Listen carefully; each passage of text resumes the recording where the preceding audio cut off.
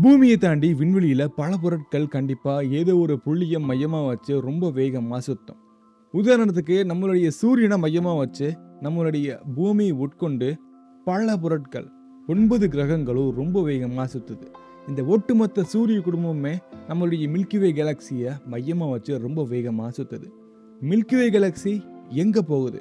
இந்த இடத்துல சுத்துது அப்படின்ற வார்த்தை நீங்க ஒருவேளை மிஸ் பண்ணலாம். ஆனா வேணாம், நம்மளுடைய மில்கிவே கேலக்சியுமே இந்த பிரபஞ்சத்தை மையமா வச்சு சுத்துது. இப்போ நீங்க உங்களுக்கு ஒரு கேள்வி வரும், பிரபஞ்சம் உண்மையிலேயே ஒரு கோள வடிவத்தில் இருக்கா அல்லது இது ஒரு ஃபிளாட் யூனிவர்ஸான்றது நமக்கு இப்போ வரைக்குமே தெரியல. அப்படி இருக்கும்போது எதை வச்சு இந்த யூனிவர்ஸ் சுத்துது அப்படின்ற ஒரு கோட்பாடை நீங்க சொல்றீங்க அப்படிங்கிறது உங்களுடைய மைண்டுக்கு வந்துச்சுன்னா உங்களுக்கான பதிவு தான் இது. இந்த கோட்பாடை நம்ம ஹப்பிள் டென்ஷன்னு சொல்லுவோம். என்ன ஏதுங்கிறத முழுசா பார்க்கலாம்.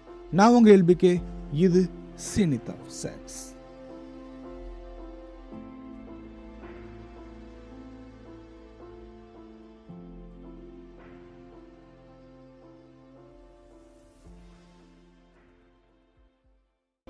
யூனிவர்ஸ் சுத்துது அப்படின்றத நம்ம நம்புறோம். ஆனா அதோடைய வேகம் எவ்வளவா இருக்கும்? நீங்க நினைப்பீங்க இது ரொம்ப ரொம்ப அதிகமான வேகம் அப்படின்னு, அல்லது இது ரொம்ப மெதுவான வேகம் நினைக்கலாம். உங்களுடைய வேகம் உங்களுடைய கணிப்புக்கு ஏற்ற மாதிரி எவ்வளோங்கிறத நீங்கள் கீழே கமெண்ட்ல சொல்லுங்கள். இந்த வீடியோ முடியும் போது நீங்கள் சொன்னது கரெக்டாக இல்லையா, அது எந்த அளவுக்கு உண்மைத்தன்மையான ஒரு சரியான கற்பனைன்றதை நீங்களே முடிவெடுத்துக்கங்க. யூனிவர்ஸ் சுற்றுது அப்படின்றத நம்ம கணிக்கணும்னா இந்த இடத்துல நீங்கள் ஹப்பிள் டென்ஷன் அப்படின்ற ஒரு கோட்பாடை கண்டிப்பாக தெரிஞ்சே ஆகும். நம்ம பூமி இருக்கக்கூடிய இந்த கேலக்சியாக இருக்கட்டும் இல்லை வேறு ஒரு கேலக்சியாக இருக்கட்டும், ஒவ்வொரு கேலக்சிக்கும் நடுவில் கண்டிப்பாக மிகப்பெரிய இடைவெளி இருக்குது. ஒவ்வொரு கேலக்சியை விட்டு இன்னொரு கேலக்சியை ரொம்ப வேகமாக விரிவடையுதுன்றதை எட்வின் ஹப்பிள் கண்டுபிடிச்சாரு. அதை நம்ம ஹப்பிள் கான்ஸ்டன்ட்னு சொல்லுவோம். நம்ம மில்கிவே கேலக்சியிலிருந்து ஒரு கேலக்சியை பார்க்குறோன்னா அது எந்த அளவுக்கு தூரமாக இருக்கோ அந்த அளவுக்கு நம்மளை விட்டு ரொம்ப வேகமாக நகருதுன்னு அர்த்தம். அது நம்மளை விட்டு ரொம்ப வேகமாக பின்வாங்குது. இந்த விரிவாக்கம் நம்மளுடைய பிரபஞ்சத்துடைய ஒரு அடிப்படையான ஒரு நிகழ்வுன்னு சொல்லலாம். ஆனால் இங்கே பிரச்சனை என்னன்னா, இதை நம்ம புரிஞ்சுக்கணும்னா 2 வெவ்வேறு மெத்தட்ஸை நம்ம கண்டிப்பாக பார்த்தே ஆகணும். அதில் ஃபர்ஸ்ட் மெத்தட் நம்ம சிஎம்பின்னு சொல்லக்கூடிய காஸ்மிக் மைக்ரோவேவ் பேக்ரவுண்ட். இதை பார்க்கறதன் மூலியமாக பெருவெடிப்பிலிருந்து எஞ்சிருக்கக்கூடிய பல பொருட்கள் ரொம்ப வேகமாக விரிவடையுது. அது ஒவ்வொன்றும் ரெட் ஷிஃப்ட் அப்படின்ற அந்த முறைக்கு ஏற்ற மாதிரி அதோடைய வெளிச்சத்தை வெளியேற்றுதுன்றதை வச்சு நம்ம இந்த பிரபஞ்சம் ரொம்ப வேகமாக விரிவடையுது அப்படிங்கிறத நம்ம சொல்லுவோம். இந்த மெத்தட் நமக்கு நம்மளுடைய யூனிவர்ஸ் ஒரு செகண்டுக்கு 67 கிலோமீட்டர் அப்படின்ற வேகத்துக்கு விரிவடையுதுன்னு நம்ம சொல்லுவோம்.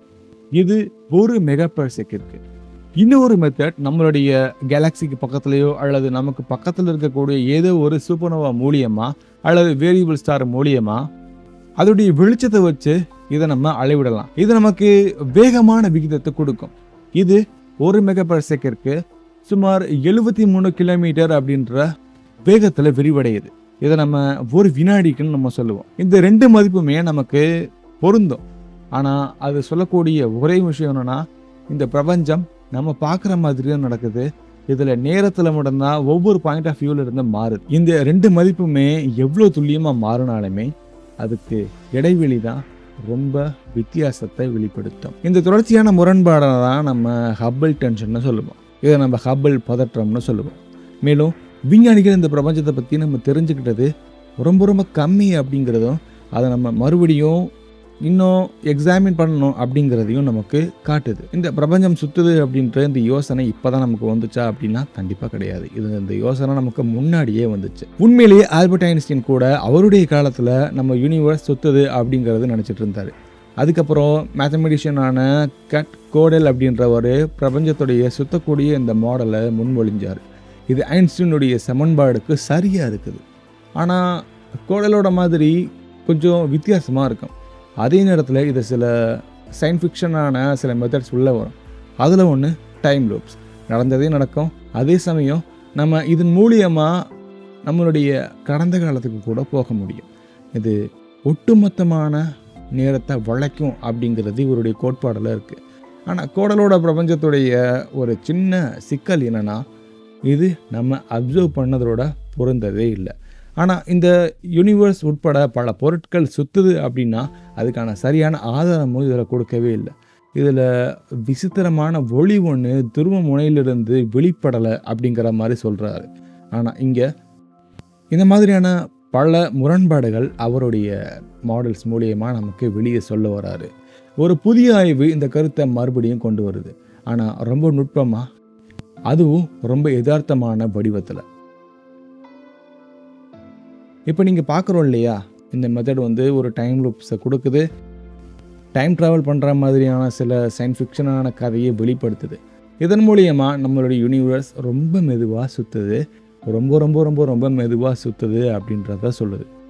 ஒரு முழு பிரபஞ்சத்தையும் ஒரு மேன்மையான ஒரு துணின்னு நினச்சிக்கோங்க, அல்லது ஒரு ஃப்ளூடுன்னு நினச்சிக்கோங்க. ஃப்ளூட் கண்டிப்பாக ரொம்ப மெதுவாக தான் நகரும். நீங்கள் எக்ஸ்டர்னலாக ஃபோர்ஸ் கொடுக்காத வரைக்கும் ரொம்ப ரொம்ப மெதுவாக தான் நகரும். அதே மாதிரி தான் யூனிவர்ஸுமே ரொம்ப மெதுவாக நகருது. அது சுற்றுற அந்த விகிதத்தை நான் சொல்கிறேன், அது ரொம்ப ரொம்ப மெதுவாக நகருது அப்படிங்கிறத சொல்கிறாங்க. இப்போது இந்த இடத்துல நம்ம அந்த ஃப்ளூட் அப்படின்றத டார்க் எனர்ஜியாக சொல்லுவோம். டார்க் எனர்ஜி மாதிரியான சில பொருட்கள் தான் இந்த கோட்பாடுக்கு ஒரு அடிப்படையாக இருக்குது. இந்த டார்க் எனர்ஜி ஒட்டுமொத்தமான பிரபஞ்சத்தையும் ரொம்ப வேகமாக எக்ஸ்பேண்ட் பண்ணுறது மட்டும் இல்லாமல் அதை எப்பயுமே கொஞ்சம் கொஞ்சமாக சுற்றிக்கிட்டே இருக்குது அப்படிங்கிறத சொல்கிறாங்க. இந்த சுற்றக்கூடிய இயக்கம் ரொம்ப தூரத்தில் இருக்கக்கூடிய கேலக்ஸி கிளஸ்டர்ஸ் நம்ம எப்படி பார்க்குறோமோ அதோடைய பார்வையை கொஞ்சம் மாற்றுற மாதிரி இருக்கும். குறிப்பாக அதோடைய வேகம், தூரம் எல்லாமே அளவிடும் போது ஒரு விஷயம் எவ்வளவு தொலைவில் இருக்குதோ அந்த சின்ன சின்ன சுழற்சிகள் நம்ம அளவீடுகளை அதிகமாக பாதிக்கும். அதிக தூரத்தில் பிரபஞ்சங்கள் மெதுவாக விரிவடைகிறது மாதிரி நமக்கு தெரியும். இதுவே நமக்கு பழக்கமாக கூட ஆகலாம். இந்த ஹபிள் டென்ஷன் நம்ம பார்க்கக்கூடிய முரண்பாடுகள் இதுதான். நீங்கள் உண்மையிலேயே இப்போ வரைக்கும் கணிச்சதை நீங்கள் மறுபடியும் சரி பண்ணிக்கோங்க. நம்மளுடைய யூனிவர்ஸ் எவ்வளவு வேகமாக சுற்றலாம்.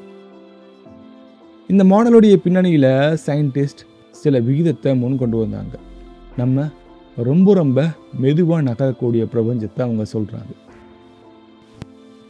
இங்கே எக்ஸ்பான்ஷன் ரேஷியோ அப்படின்றது ஒரு வினாடிக்கு 67 கிலோமீட்டர் அப்படின்றத நம்ம கணிச்சு வச்சுருக்கோம். இது ஒரு எம்பிசிக்கு, அதாவது 1 மெகாபர்செகண்ட்க்கு. 1 பில்லியன் ஆண்டுக்கு 3.5 ரேடியன்ஸ் அப்படின்றத நம்ம சொல்லுவோம். இதைத்தான் நம்ம சுழற்சி விகிதம்னு சொல்லுவோம்.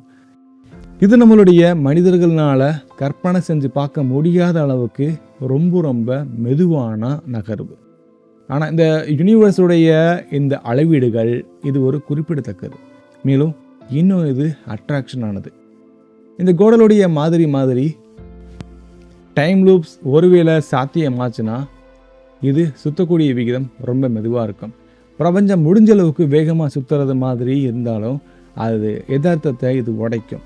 இதுக்கான காரணம், இந்த மாடல் உண்மையாக இருந்துச்சுன்னா அது ஹபிளுடைய டென்ஷனை கொஞ்சம் மாற்றி காட்டும். அதாவது நம்ம விருப்பமான திசை அல்லது நமக்கு தெரிஞ்ச ஒரு பகுதி, இது பிரபஞ்சத்துடைய ஒரு பகுதி நம்ம சொல்லுவோம். இது இந்த மாடர்ன் சயின்ஸையே கொஞ்சம் அசைச்சி விட்டுரும்னே சொல்லுவோம். இப்போ பிரபஞ்சம் ஐசோட்ரோபிக் அப்படின்னு நம்ம பார்த்துக்கிட்டு இருக்கோம். எல்லா திசையிலையுமே ஒரே மாதிரி தான் இருக்கும். ஆனால் சுற்றக்கூடிய பிரபஞ்சம் அதை மீறலாம். மேலும் நம்ம கிட்டத்தட்ட ஒவ்வொரு பிரபஞ்சம் நம்ம அனுமானம் செஞ்சதை விட கொஞ்சம் வினோதமாக இருக்கும். இந்த கேலக்சியுடைய உருவாக்கம், இதோடைய ஃபர்ஸ்ட் டார்க் எனர்ஜி வரைக்கும் இது புத்தம்புதிய இயற்பியலுக்கான ஒரு அடித்தளமாக கூட இருக்கலாம். இந்த சுழற்சியுடைய பெருவெடிப்போட இணைக்க முடியுமா அப்படின்னா, இது குவாண்டம் ஈர்ப்பு விசையோட இணைக்கப்பட்டுள்ளதா அப்படிங்கிற பல கேள்விகள் நமக்கு வரும். அது இன்னும் ஒரு பெரிய சிக்னேச்சரை க்ரியேட் பண்ணுறதுக்கு வாய்ப்புகள் இருக்குது. ஆனால் இன்னும் நம்ம முடிவுக்கு போக வேணாம். இந்த மாடல்ஸ் விஞ்ஞானிகள் சில அன்பிலீவபிள் கான்ஸ்டன்ட்டு சொல்லுவாங்க. இந்த தரவுக்கு ஏற்ற மாதிரி வடிவமைக்கப்பட்ட ஒரு யோசனை மட்டும்தான் இது யதார்த்தத்தை பிரதிபலிக்குது. ஆனால் அது நிரூபணமாகவே இல்லை. ஆனால் அதுக்கு உண்மையான சோதிக்கக்கூடிய கணிப்புகள் கண்டிப்பாக வேணும். சயின்டிஸ்ட் இப்போது அதைத்தான் சரியாக செஞ்சுட்டு இருக்காங்க.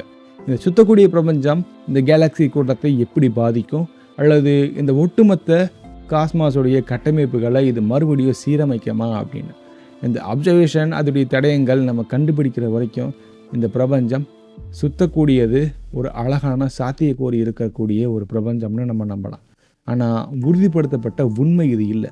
இன்னும் நம்மளுடைய காஸ்மாஸ் எவ்வளோ மர்மமாக இருக்குது அப்படிங்கிறத இந்த மாதிரியான சின்ன சின்ன விஷயங்கள் நமக்கு ரிமைண்ட் பண்ணுது. ஒவ்வொரு பதிலும் மேலும் பல கேள்விகளை உண்டாக்குது.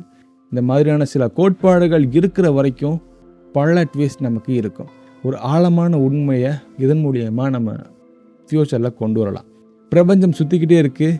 ஒருவேளை அது உண்மையானா இந்த காஸ்மாஸில் இருக்கக்கூடிய மிகப்பெரிய மர்மங்களில் ஒன்றா இதை திறக்கிறதுக்கான ஒரு சாவியை கூட இருக்கலாம். நீங்கள் என்ன நினைக்கிறீங்க? இந்த நேரத்தில் இந்த கோட்பாடு நம்ம சரியான ஒரு பதில் நினைக்கலாமா, அல்லது பிரபஞ்சத்துடைய நம்ம புரிஞ்சுக்கிறதுக்கான ஒரு புதிய பயணத்தை இது மாற்றக்கூடிய மாற்று பாதைன்னு நினைக்கலாமா? மறக்காமல் உங்களுடைய கருத்தை கீழே எனக்கு கமெண்டில் சொல்லுங்கள். இதே மாதிரி இன்ட்ரெஸ்டிங்கான வீடியோஸை நீங்கள் மிஸ் பண்ணாமல் எக்ஸ்ப்ளோர் பண்ணோம்னா மறக்காமல் சப்ஸ்கிரைப் பண்ணிவிட்டு பெல் ஐக்கானை கிளிக் பண்ணிடுங்க. அடுத்த ஒரு இன்ட்ரெஸ்டிங்கான வீடியோ பார்க்கலாம். பாய்.